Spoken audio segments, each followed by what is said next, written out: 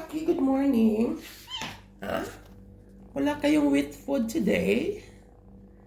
Yes?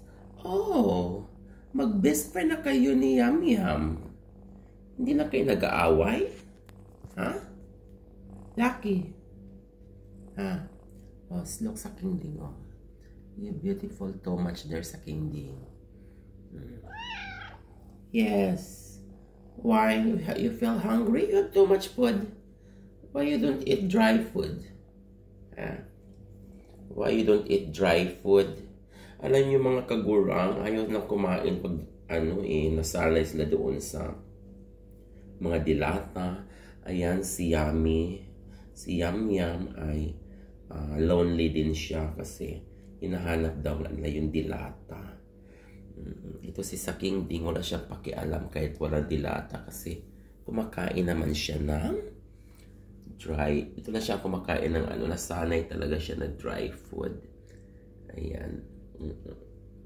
Pero itong mga itong napulot ko lang sa daan, ang laki-laki na, ang arti-arti pa! Bakit napaka-arti mo? Ayaw mo kumain ng ha? Naku, naingayan si Yum Yum. Ha?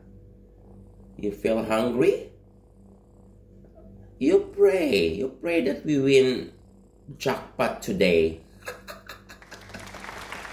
Win jackpot today.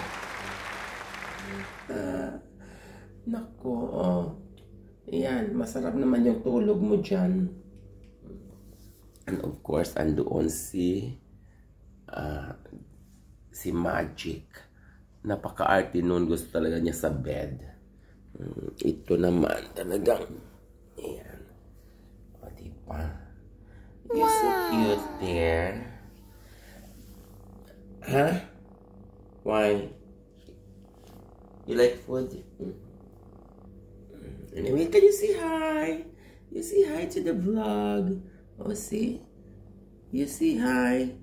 Yan, that's it for today's mini vlog sa aking mga pusa na nagsigandahan. Pero ang tanong, Diyos ko, ano kayang ipamasahe nila papuwing Pilipinas? Ala, naglambingan silang dalawa.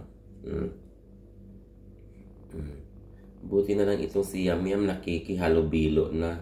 Before talagang ayaw niya. Diba nasanay na siya. Bye-bye! God bless everyone. Thanks for watching.